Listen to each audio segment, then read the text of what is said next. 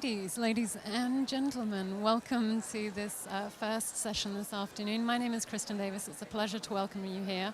We're going to be having a discussion. Can you hear me okay? That's the first thing. If you cannot hear me, it's channel 2. Channel 2 on your headsets to be able to hear. Okay, I'll start over. My name is Kristen Davis. Welcome to this panel discussion. We are going to be not talking about that. We're going to be talking about new funding models for women-led business. You may think, like myself and my panel guests here, that it's very strange that we need to have this discussion. This is supposed to be the 21st century. But we do actually have a wonderful set of guests here to talk about this topic and hopefully also look forward to the future and those new models. So let me start by introducing my guests here.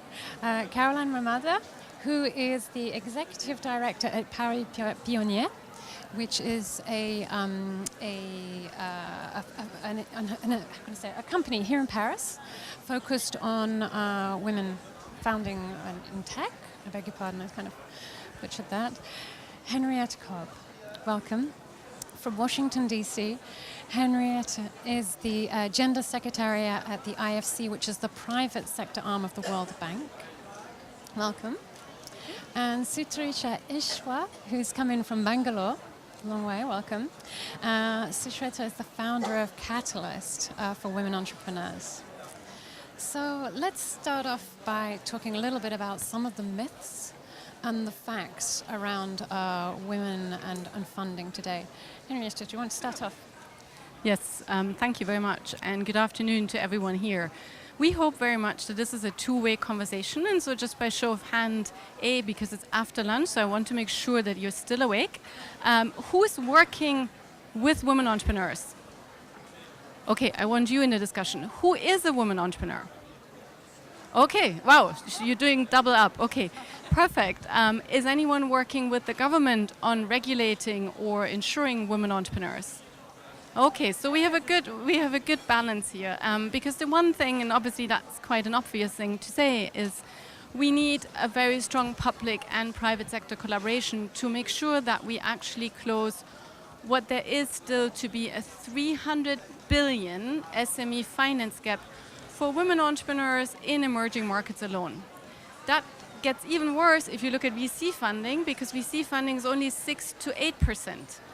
Now then we are looking to technology, we're like crying, technology is the answer, let's just do fintech and let's make sure women entrepreneurs are able to access financing via fintech.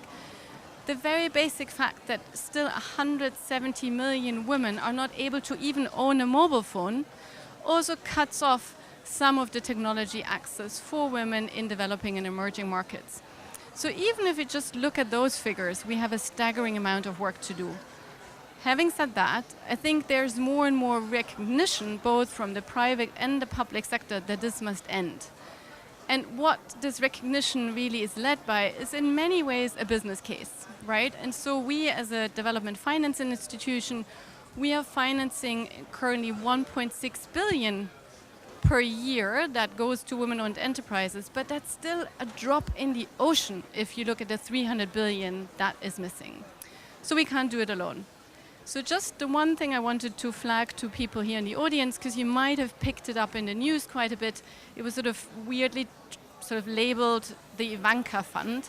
So I just want to demystify and explain a little bit what that G20 fund is, which is the Women Entrepreneurship Finance Initiative. It's an initiative that is focused on new funding models. It's now 13 countries that have come together to really launch the largest financing fund ever dedicated to women entrepreneurship, and it stands currently at 350 million. And you can still see how it's a drop in the ocean, right? So we need more to come on board. So the one thing that we're hoping to achieve with the fund is very much three things. One, SME finance, clearly debt, but also most importantly, and that's why I'm here with my co-panelists, very much equity, early stage and startup capital. And then thirdly, and that's something that maybe is also new and you might have not really thought about it as much, insurance.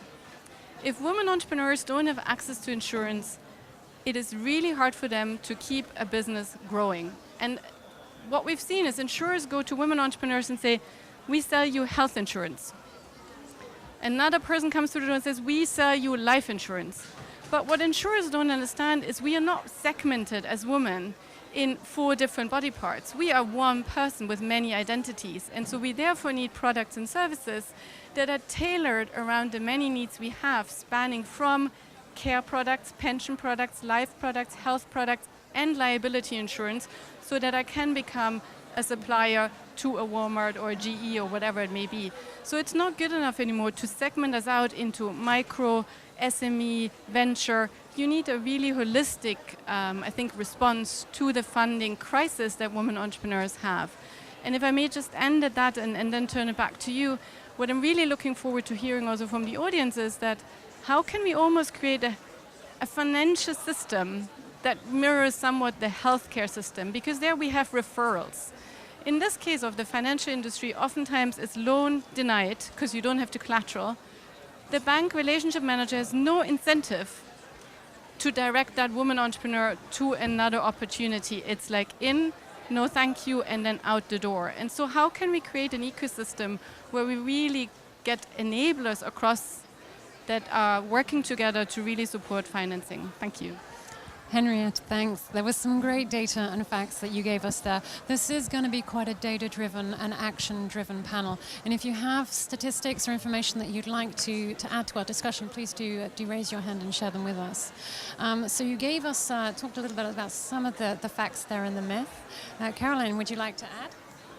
Yeah, hi everybody. I'm working every day with a women entrepreneur. We are the leading incubator for female founders here in Europe.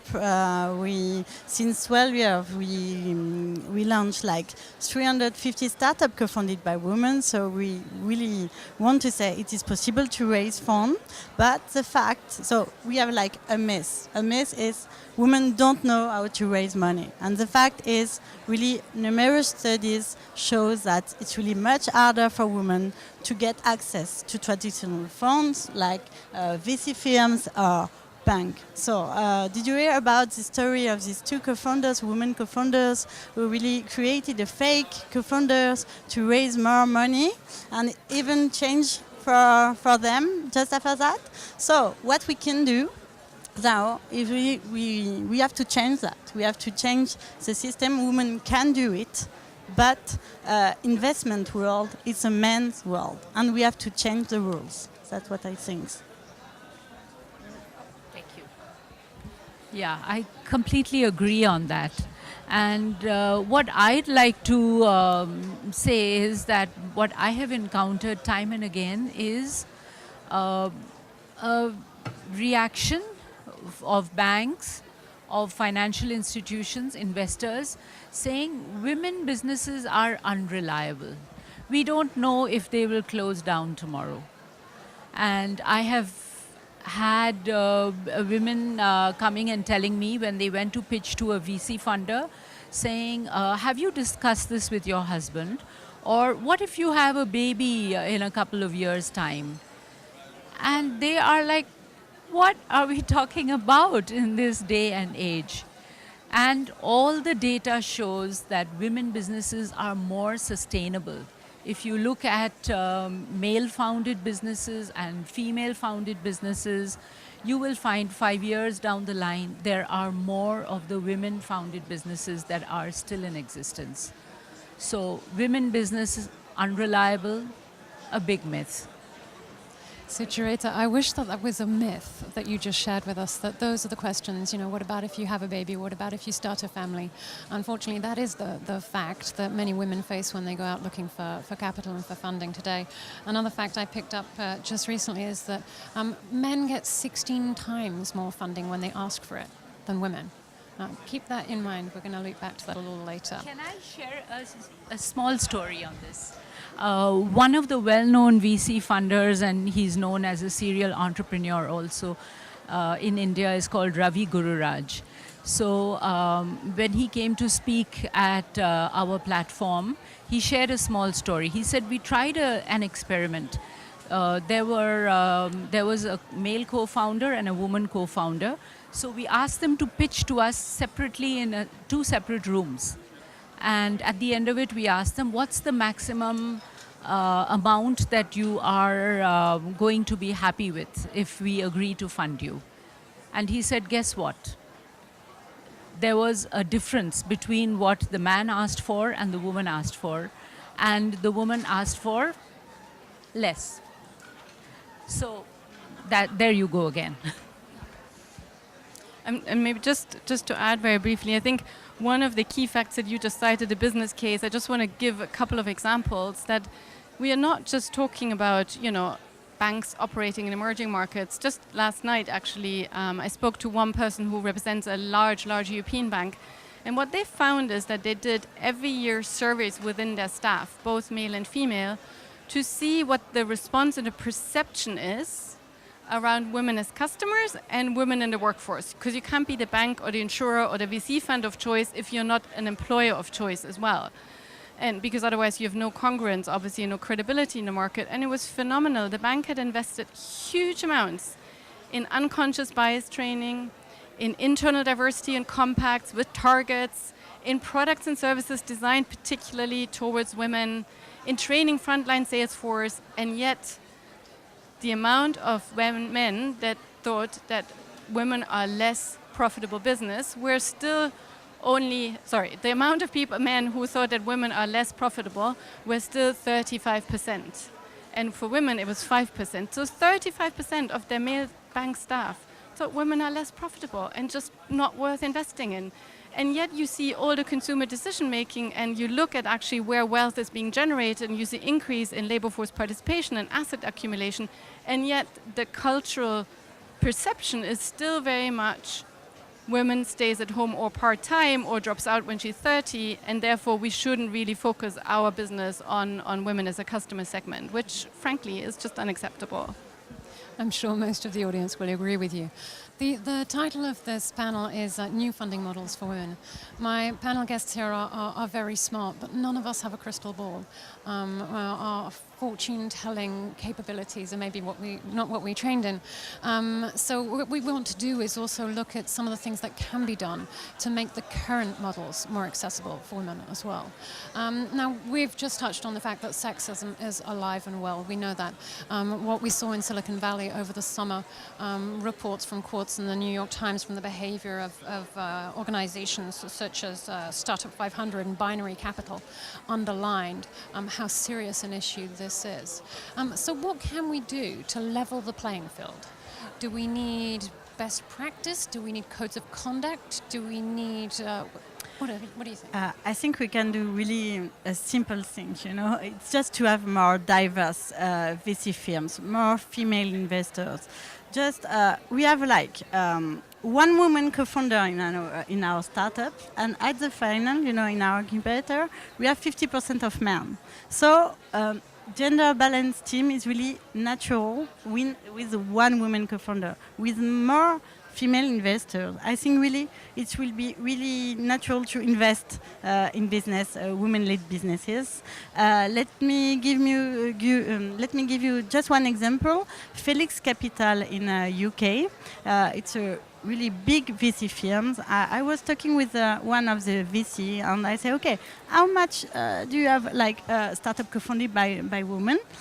He told me 50%. I say, wow. You have 50%, and I say, okay, you have great action about diversity and everything. He said to me, no, nothing. I say, okay, how much female investors do you have? 50%. So it's mathematical, I think we don't have to invent big process so we have really to focus on about diversity in VC firms, in startup, and I think it's really simple. So, but just because it's not natural, I think at the first time we are just to have more VC firms dedicated, funneled to women-led businesses like Shatter Fund in San Francisco, and we have a lot now. Or just we have another VC like in New York, first round. I don't know if you know these VC firms, but they analyze 10 years of data, so it's fact. It's data analyzed, and so it was about 600 founders and 300 startups. So it's a huge, numbers of startups. And the first result was that the startup co-founding by at least a woman outperformed of 63% better. So that's fact, and we have to show this example and to really help. We have to help the VC firms to have more female investors, and every people and every woman who have money have to invest in startup co-funded by women. They will understand the business, and it will be really, really easy for me. Thank you. So more women in VC funds, definitely. Henriette, Sucharita? Just so briefly, just to add. So I think while I fully agree that we need to, sort of recruit more women into fund management, it might be some time until we get to 50-50. So I do think in the meantime, it's hugely important we roll out somewhat of an awareness and sort of, gender business case training for the existing fund managers. And we've done that in Ghana with our ACES fund, and we've done it in Serbia. And it's still as if we are detectives when we bring these numbers to a lot of the male-owned firms. They're looking at us puzzled that this is actually true. And so if I then say, well, it's the World Bank Group that's putting that research out, or the IMF at the macro level, then they're like, oh, well, then that must be true. And so it really is mind-blowing that really a lot is not yet known. Even though we think it's common language and knowledge, it really isn't. So in the meantime, fund management training, I think, is important for the male funders and female funders. And then the next step that I wanted to mention is that obviously we need to get also clarity in terms of gender lens investing and what that is, because we have a lot of funds that claim to be gender lens sensitive and gender lens investment, and we are investing in SDG 5, or we are investing in the United Nations Women Economic Empowerment Principles. Barclays launched a fund, Bloomberg has a fund, AXA Research has a fund in Australia. All of them are gender lens funds and funding companies that are diverse and have different criteria, but it's oftentimes not quite clear who makes the cut and what the indicators are. So I think in particular in emerging markets, a lot has been written in the US and Europe, and for sure here in France as well, about gender lens investing. But as soon as you go outside of Europe and the US market, no one really knows. And so some firms are using it as a gimmick to get a quick press release out, and others are much more serious, but that requires huge amounts of upfront investment. Okay, thank you. Sucharita, we've talked a lot about VC funding, but that's not the only funds that are available to women. Maybe can you tell us a little bit about your experience and some of the best practices or things that worked you've seen? Yeah, I think that's a very relevant point, because we really need to create an ecosystem for women entrepreneurship. It's a fairly recent phenomenon, but probably in India, the women entrepreneurs is the fastest growing segment among startups. But the investor community has not woken up. And although the 4 of the largest banks in India are headed by women, their record in credit lines for women is very low. So although there is a lot of talk about it, nothing much is happening. And the government has a role to play. I'm talking about India because I come from there. They've announced a program called Idea to Startup, which gives up to 40,000 USD for an idea which they think is commercially viable. They also have collateral-free loans available for up to 100,000 USD for viable projects, but the actual loans going out to the women entrepreneurs is very low. There's also a need for other kinds of VC. Is only a very small segment of women are looking for VC funding.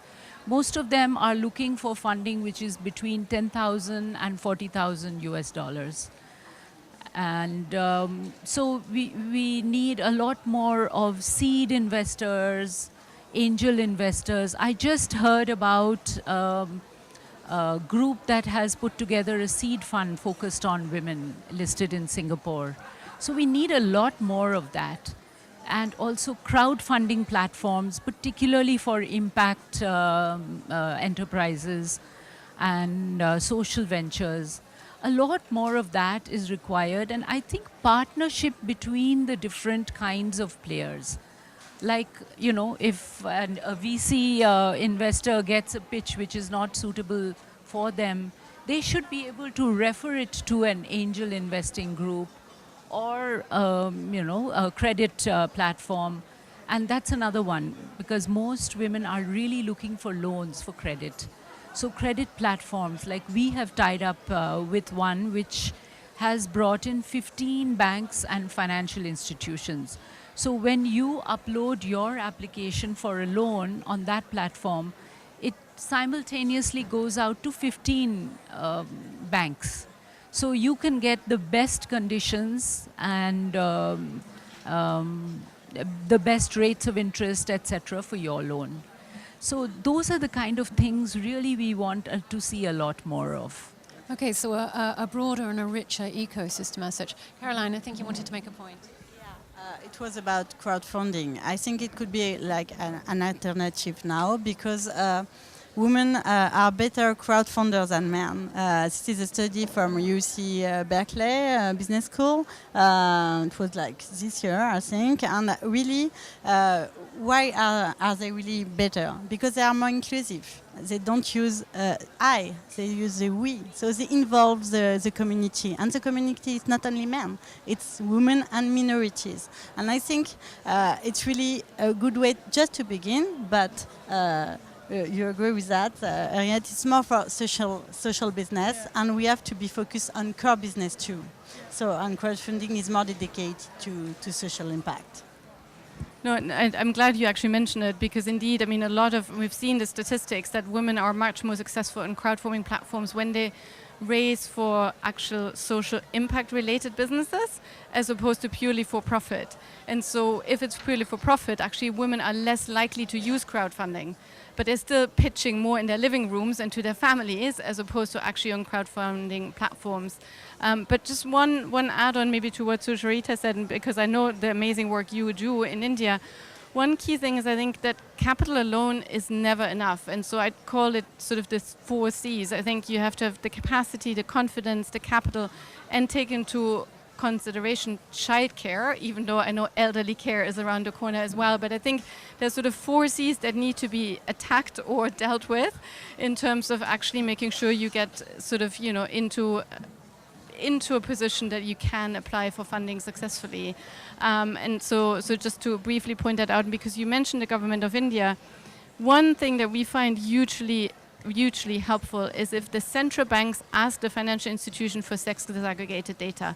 That moves the needle, because most financial institutions are completely unaware as to what that loan portfolio looks like. What is a woman-owned enterprise might not even be clear to them. What is a woman-led enterprise? And so if the central banks asking that, like in Chile, in India, in some other countries, all of a sudden the awareness of the financial sector is a complete different one. And so there I'm really, really pleading, and we constantly talk to central banks, saying please include in your data sex disaggregated data so you can communicate back to just the financial sector where you're at. Henriette, data, of course, is always a driver for change. But you raised a question there that I just want us to touch on, which is what is a female-led or a woman-led business? There are funds that are available for women and for women-led business, but what does that actually mean? Can you give us some of the data or sort of like the demographics that are needed that you've seen? Do you want to start? Okay. Oh, okay. So now I laid my nest in there. So we have a definition at the World Bank Group, which is 51% women-owned, or 20% women-led, and 30% women-owned in combination. But we found that definition to be useful for our internal conversations. But when we go to clients and we're investing in 900 financial institutions, and we're the second largest microfinance investor. And so if we go in and apply our definition, oftentimes that doesn't work because the bank has a different one, and some countries are defining it at the national level. So we need to show flexibility, but also make sure that when we agree to a credit line of whatever it may be, 50 million into a bank dedicated to women-owned enterprises, that we have some level of credibility to certifying and understanding whether it really indeed is a woman-owned led business, or if it isn't, because then we're all kidding ourselves and we're just claiming impact where we might not have one. So it's hugely diverse, and obviously the VC space defines it very differently than if you go after debt products. So it really depends. So no one is really sure what women-led business means. For me, there is no differences. So women-led businesses or men-led businesses, it's like business. And but the difference is that women, we have less women in tech, less women entrepreneurs. It's a fact. And what we have to do is concretely to support them to go from 0 to 1. So that's the first point. We have really to develop programs, and we can talk about that too, and then to support them to ask for money, for more funds, because they're asking for less money. You really show that, and we saw it every day. We are doing like demo day with investors, and every time I have to say, okay, no, you will ask for more money. And Anna is not here today, but she would love to hear that, because the classic number is 500,000 euro or USD, and they have really to ask for more money, because investors don't give you the money you ask. It's really a simple rule. So I think it's to know the business rules, the investment rules, and really to train them to be less modest, to have like more confidence, and to ask for more money. I think about how do you define women businesses is a little tricky. And at the founding stage, probably we should be looking at least 50% ownership. But as equity gets diluted down the line when you go for VC funding, etc., probably 30% makes sense, or even 25%. But I think the key thing that we need to look at is the woman or the women in the business really leading and running the business? To me, I think that's the key factor which we need to look at when we define women-owned and women-led businesses. Thank you very much. We were supposed to have a fourth panel member with us here today, Anne Ravanona, who is the founder of Global Investor. Unfortunately, has not been able to join us. It would have been fascinating to have her insight on this as well. We have 10 minutes left on this panel, I believe. So this is my opportunity to ask the audience, all of you, for questions, thoughts, input, data to this discussion. Does anyone have anything they'd like to ask any of our guests? Yes, please.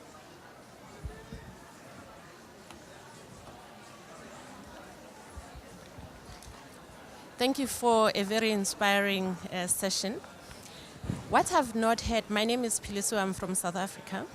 What I've not heard is the non-financial support that must go hand in hand with the financing that you have put into some of these women-owned enterprises.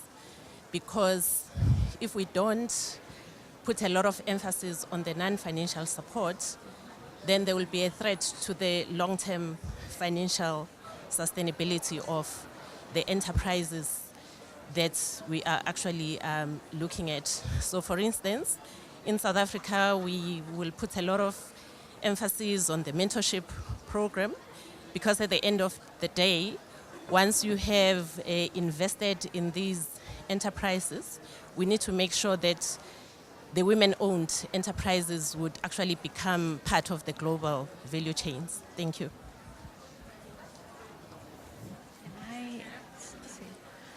I think you hit upon an absolutely valid point.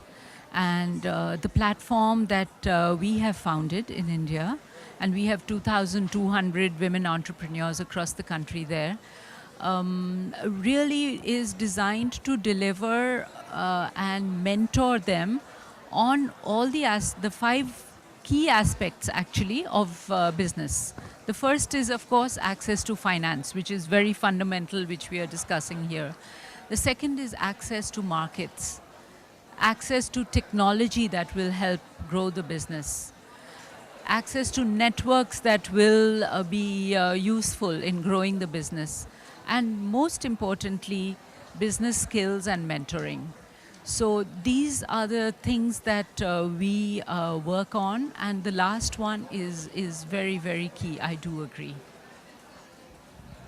Maybe just to add, we just did a study that looked at what are the ingredients for non-financial service training that really moves the needle.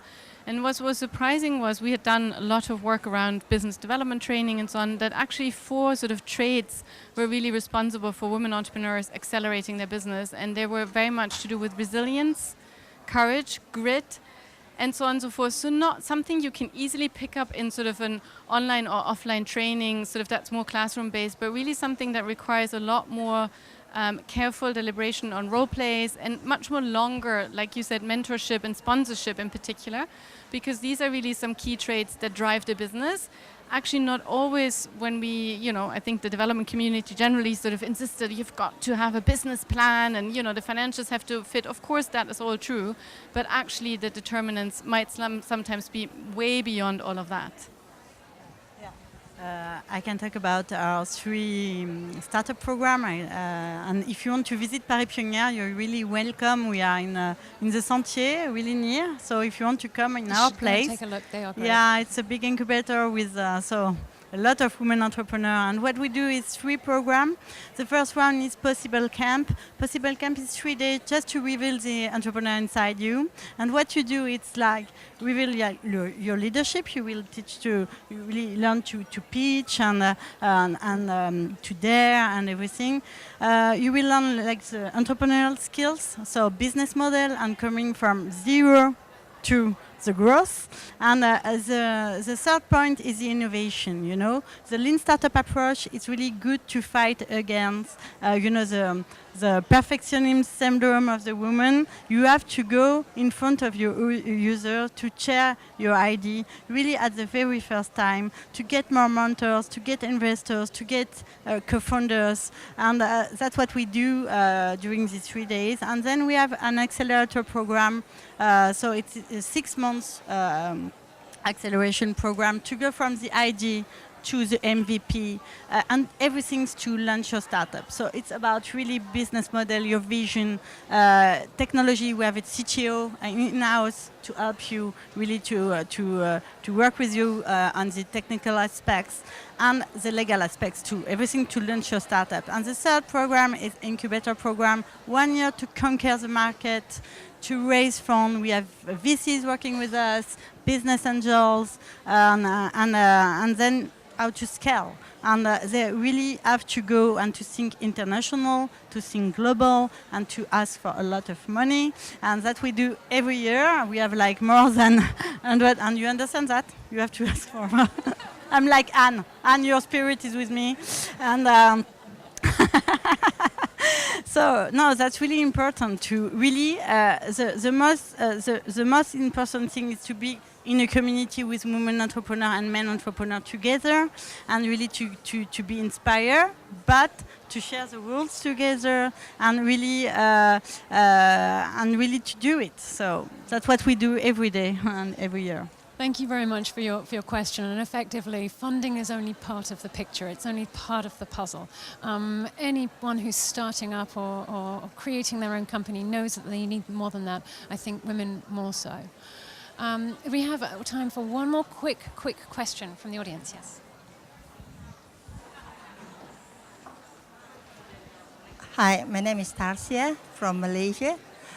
I don't have a question. I just want to share my experience. The lady from India was saying that women do not have access to funds. Well, women in Malaysia, we are known as very good paymasters, and we are only given access to small funds.